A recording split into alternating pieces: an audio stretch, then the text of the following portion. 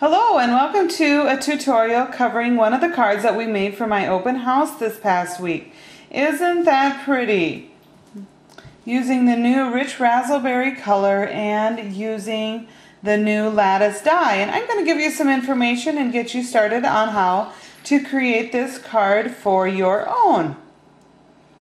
Okay, some things that you will need for the card is a piece of rich razzleberry, and this piece is a smooth piece of 8.5 by 11 cut directly in half. So the measurement is 4 1/4 across by 11 inches down. Then I have a piece of old olive cardstock, 1 1/4 inch by 4 1/4 inches, a small piece of rich razzleberry, 1 inch by 4 1/4. Then you're also going to need a little scrap of white in order to do your sentiment. And you also need a piece of the textured cardstock, which now comes in the in colors 8.5 by 11. So this piece is 3.5 inches tall, 4 1/4 inches wide, and that's what we're going to use for the lattice die piece. All right? So I think the first thing we're going to do is start with the lattice die piece. So let's move on over to my Big Shot machine. All right, I'm going to take that piece of textured cardstock, and what I found is that the textured side should go down on the lattice die. So turn that down. To run through the Big Shot, you need a plate on the bottom, and you also need a plate on the top. All right. Oops, there's some old ones stuck on there from before when I did it. All right, you getting this, Allison? Yeah. All right, we're going to shove this on through, crank the handle, out it pops in the end, and it's stuck to the plate, which is fine. Looks like that. I'm going to pull it off, and you just pop out all of your little pieces, okay? Too cool. Now, when you're adhering this to your card, you'll notice that the little pieces are pretty thin, but what I found is if you go in the middle of the kind of the medallion items, right there, put a little in each of those and a little on each of the corners. It should stick to your card fine. We're going to move back to my card pieces. So I'm going to fold that piece of 4 1/4 by 11. I'm going to fold that directly in half. Looks like this. That lattice die piece is going to go right across the top like that. The adhesive that I use is Snail from Stampin' Up, so you can easily stick these pieces together. Old olive and another little piece of rich razzleberry. All right, so that's going to lay right on top, and I don't know, I cover up just a teeny little piece of my lattice. All right, just quickly, I'll stick this down. I'm not going to stick everywhere. I'll just do it quickly. I told you already how many places I would stick down.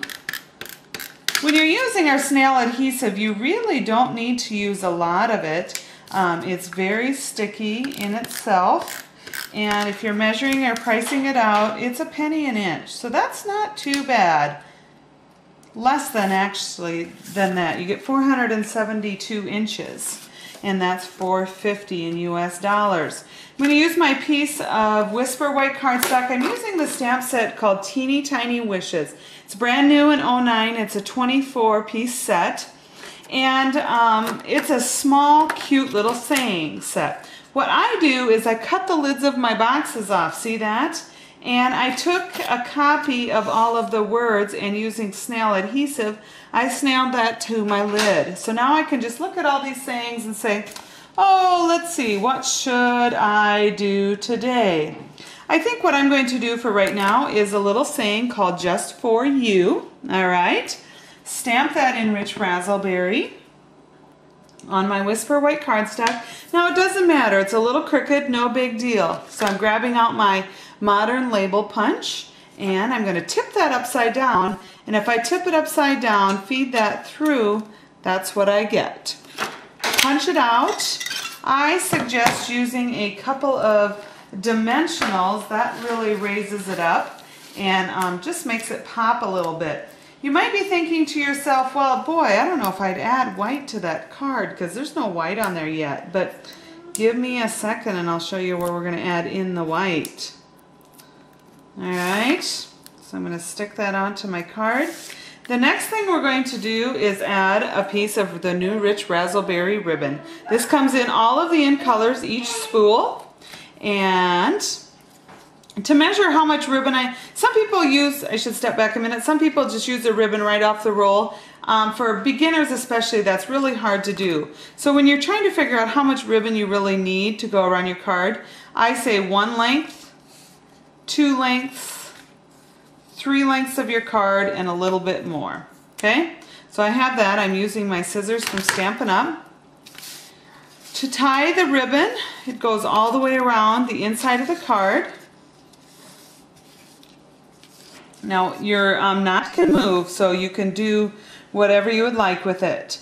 Alright, so I'm going to feed this piece from the right under. That one goes down. The one from the left goes up. Notice how it's the back sides of the ribbons going up and down.